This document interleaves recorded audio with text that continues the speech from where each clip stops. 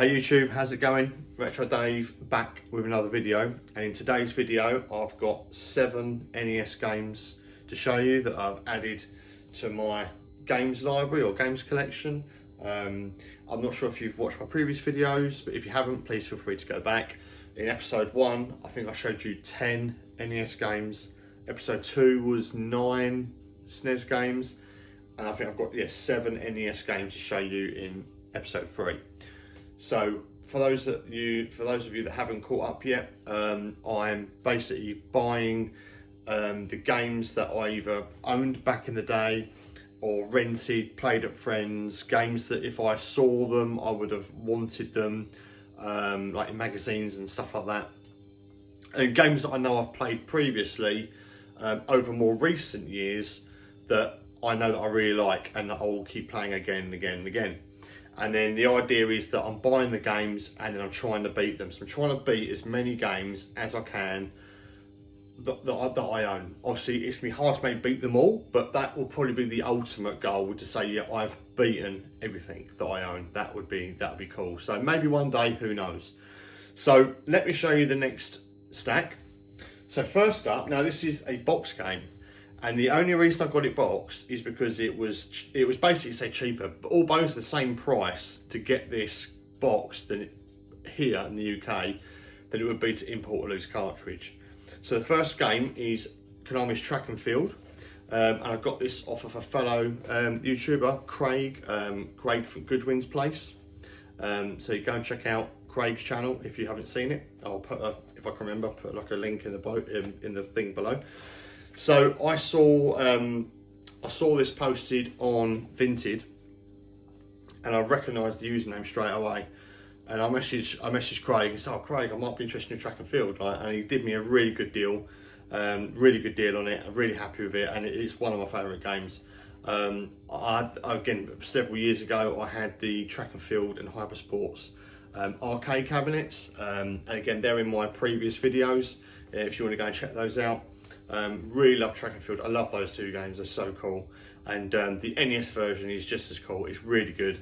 And this is like a, so Track and Field 1, I don't know if it actually got a PAL release, and if it did, I don't think it was PAL A. I've not done my research, but I never saw this, the first one, anywhere. But this has got a mixture of events from Track and Field and Hypersports.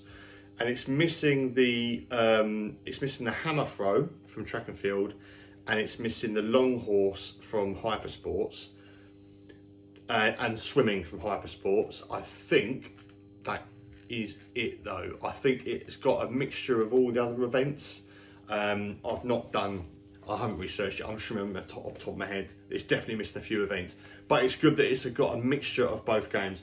Solid game. I got this a couple of weeks ago, and I played through it on easy, I say easy, like mode A, and I got to the pole vault.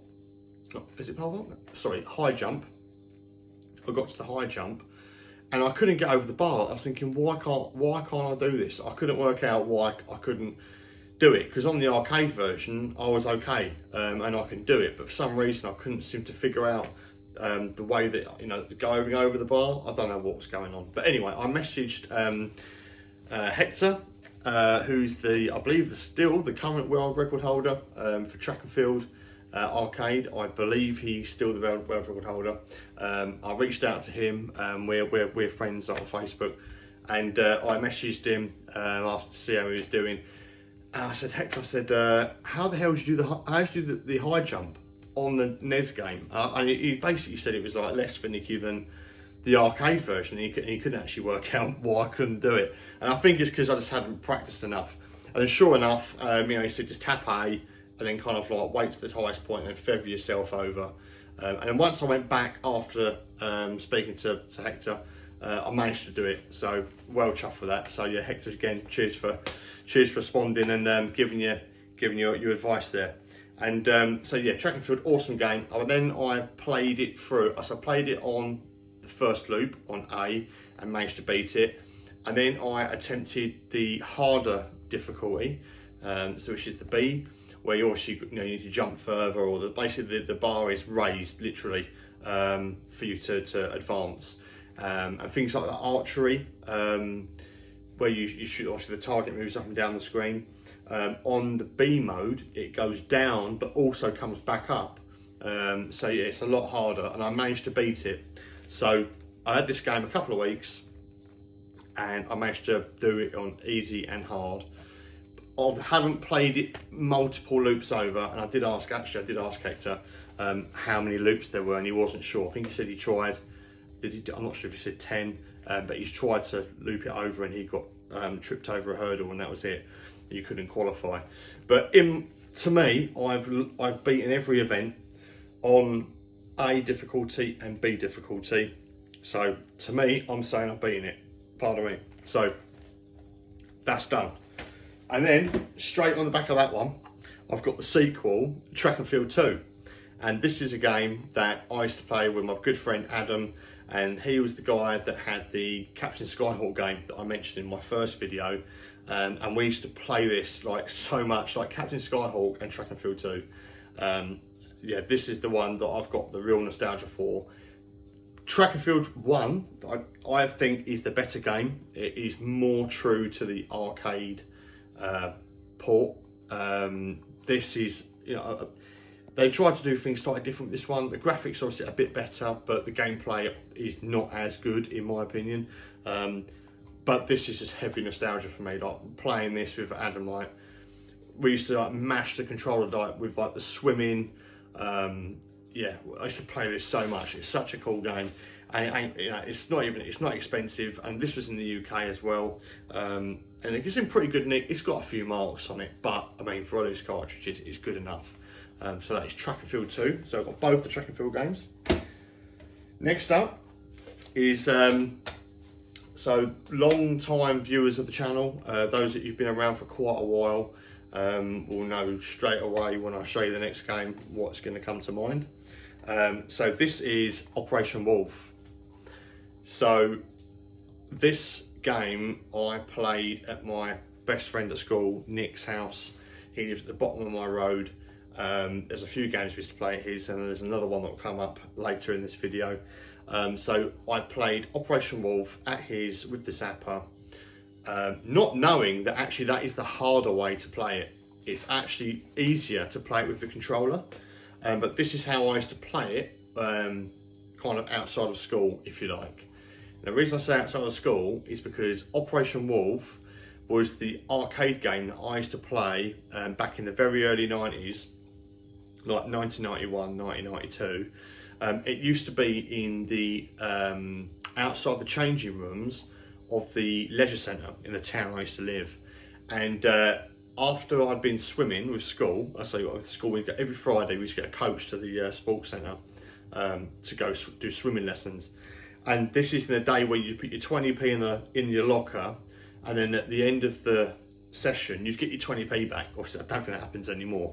And that 20p used to go straight into Operation Wolf before the coach took us back to school again. So I used to play the arcade version, never got anywhere in it, obviously, mind you, maybe somewhere on the first level, I can't even remember, but I just remember playing it every Friday for that, like those 2 terms of school at the sports centre. And then at his, we'd play the NES version. I mean, to be fair, it's actually a pretty good port. It's all right. The Master System version is really good as well, but this is the one that I played with Nick a lot, and it's a quality game. And now I play it with the controller, and I played this, what were days today? Saturday. It was earlier this week I played this, and I got to the last level, but didn't beat it. But that was on like my second attempt, so I need to go back into it and play it again. But yeah, I'm pretty sure I'm beating this one pretty soon. And on the subject of the arcade machine, like I mentioned a short while ago, if you go back through my previous videos, I did end up owning a Operation Wolf arcade machine, and there's a couple of videos on that on the channel if you're interested. But yeah, long-time viewers would obviously know that already. But yeah, Operation Wolf, one of my favourite arcade games. Yeah, just so nostalgic, so cool. Right, next up I'm tempted to show these two, but I won't. Well, there's in together. I think I'll do them individually, but I got them at the exact same time. I'll show them as one, right? So the story with these two games, and the two games are Dragon's Lair and Shadowgate.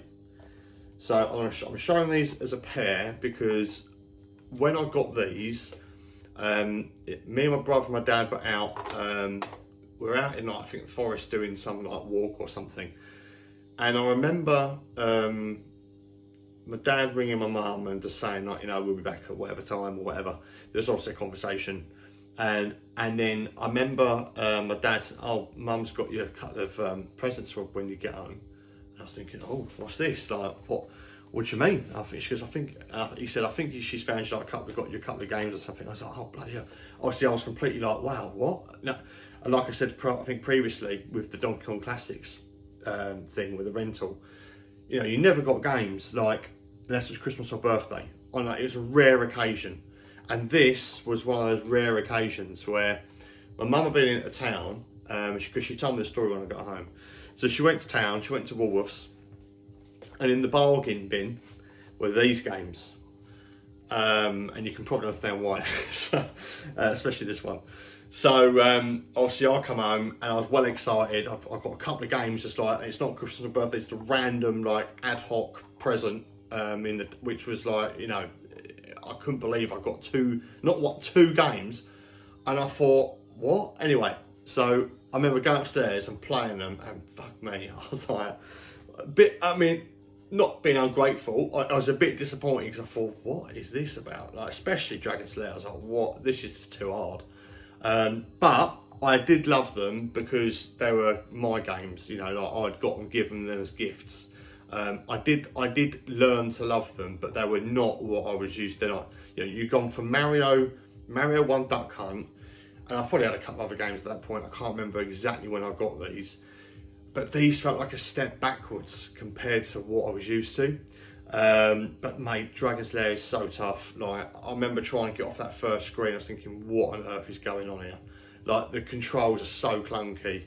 But I had to get it. I had to get both of these because they're, again, I remember having these back in the day, and I really did try my hardest to really put time into getting somewhere on them. I don't remember how far I got on Dragon's Lair exactly. I definitely got two or three levels into it. I might have got to the bit where there's like an escalator or something. I can't remember. I could be mixing that up with a more recent playthrough, but I've never beaten it. Certainly not without any sort of game genie from probably the last 10 years. But as a kid, I never got very far in this game. Found it very frustrating. Shadowgate. It's like a Mac. Is it called a Mac venture? Like a click and collect. Click and collect. Point and click. That's what it's late. It is like 29 at night. So it's like a point and click adventure game. I'm sure most of you know what this is anyway. But you've got the instruction card at the bottom, and you can like look, hit, talk, take, use, those kind of things. You click on the image on screen. And what was good about this game is it really got your imagination going, or it certainly did me, because you kind of like you fixated on that little box that it drew with like the image of like where you are, you know, in this like castle Shadowgate, and you know, you're in the room and there's like a door, and then there's like a skeleton, there's a key, and and you're thinking, oh, what do I need to press onto what part of the screen, and you're trying to take it all in, and the music's really good. And yeah, I mean, I like these games, but they were very different to, like I said before, like what I thought they would be. I think I was hoping they'd be better than what they were, in a roundabout way of summarising it. They're not the best, but they're games I had back in the day, and I need to really try and play these through. I've never beaten either of them legitimately without, like, say, cheating, looking up on YouTube or whatever years ago. I think I went through Shadowgate by doing like a walkthrough and getting past a point. I can't remember if I ever got to the point where there's the lake with the skeleton and the key. The skeleton's holding the key, and I couldn't work out how to get the key. and obviously I think I watched a video much more recently in the last like 10-15 years or whatever, where you put like the crystal ball in the lake or something and it freezes over. I can't, it's been a long time since I played it, but I remember never being able to get any further than that, which isn't very far on the game at all. So Shadowgate, Dragon's Lair, 2 games I got together, and I need to give these a try again. But it's going to be hard work because they're not going to be easy. Okay, next up, couple of bangers now. So going from a couple of like very mediocre games to 2 absolute classics now. So first up is Legend of Zelda. I mean, how can you not have this in your NES library? So this game, I had the sequel. Spoiler, that'll be up next. My friend Daryl had this game, Zelda 1. Now, I was used to seeing Zelda 2 and not Zelda 1. In fact, I'll tell you what, there you go. We'll do a 2 for 1 like we did last time. So let's talk about both of these at the same time. Zelda 1, Zelda 2. So I originally had Zelda 2, and again, my friend Nick, who had the Operation Wolf, he had Zelda 2, and this is where I first played it. And so I was used to Zelda being the side-scrolling, kind of adventure, action, platforming kind of game. And then when I went to my mate Daryl's house, and he had Zelda, I was like, oh, what's this one? And he put this in, I thought, what? It looks a lot more dated and almost like a backward step compared to this game. So for me, this was Zelda. I knew Zelda as this. I didn't know it as the old school kind of top-down view with like the fixed screens that you kind of walked into and it loaded up on the map. But my friend Daryl had this game, and I kind of got into it, but I didn't love it anywhere near as much as this one. But nevertheless, it's still an awesome game. I still love it. And again, I've only beaten it via a walkthrough book. Again, this was probably a good 10-15 years ago. But never beaten it like old school, like properly, if you like. So I need to give this a bash, but all the cryptic, like burning bushes and people that know exactly where to go, I don't know where to go in this game without looking. I can probably get to the several dungeons in, maybe the 3rd or 4th. I'm trying to think off the top of my head now, without really looking too far into it. But I can get some way into it, but then I don't know what I'm doing. Zelda 2, I remember getting this. So again, my friend Nick had it, and I remember going to Game, which is a shop in the UK, for those who are watching the UK.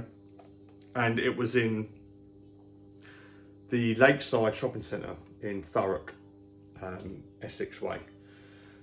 I remember going to Game, and I remember seeing this on the end aisle near the till, because this was well into this Super Nintendo life cycle now, where they were selling off the NES games like on clearance.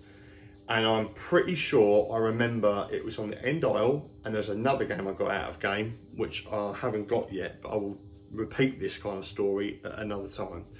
So this was in the end aisle. I think it was $12.99. Weird how I can remember the price. It's weird, and just remember paying for it, and the guy putting the box in the bag and all the rest of it. But I remember leading up to that point, picking it up and showing my mum, going, oh my god, this is the game that Nick's got, and we play it. I play it at Nick's all the time, and it's really good. And you know, I used to borrow it off him, so Nick would lend me like his Zelda 2 for like a couple of days or whatever after school and stuff like that. And my mum kind of remembered. And I was like, oh, please, can we have it? You know, please, can I have it? Like, you know, for my own game. And I can't remember if this would have been like spent, because we used to get like money for Christmas or Christmas money or whatever, and we'd go like shopping. And I'm pretty sure this is one of those times where we went shopping like just after Christmas in like school holidays. And I remember getting that Zelda 2, and I'm going, okay, we'll get it. So spent my money, got Zelda 2. And I can remember like just like carrying that bag with the game in it round the shopping centre all day just thinking I want to go home. I just want to go home and play Zelda. Like, I don't fucking care about walking around the rest of these stupid shops. I just like, I've got my game now. I'm done. Like, I don't know where we went after that. We walked around the shopping centre all day. But yeah, you know, and in the car on the way home, I'm like looking at the back of the box, and I'm like opening it, and I'm getting the manual out, and all the stuff you probably did as well, I assume. But yeah, just such a cool time. Again, there's another game that I did exactly the same thing with, which I haven't got yet. But yeah, Zelda 2, such a classic game. I love it. I definitely prefer Zelda 2 to Zelda 1, but I still love them both the same, if that makes sense. But I got very far in Zelda 2 back in the day. I never beaten it as a kid, but I have beaten it in, again, more recent years, again, maybe the last 10 years maybe. But I did have to use a guide on the last castle. It's like a massive like maze, if I remember. It's been a long time since I played it. So I did have to get help with a guide on the last castle, but I have got there legitimately, I believe, without using any sort of cheating or guide other than the last level. So yeah, Zelda 1, Zelda 2, absolute stone cold classics, awesome games. And the gold cartridges, I mean, how can you not like that? I mean, awesome. So that is enough rambling, and that is, what is that? Does that say 6 or 7? 2, 4, 6, yeah, 7. So that is 7 NES games added to my game collection. Yeah, and that is it for this video, guys. So enough rambling on. And when I get some extras coming in, when I have any further updates on games I've beaten and so on, I will be posting an update. So thanks for watching. Take it easy, and I shall catch you again soon for another one.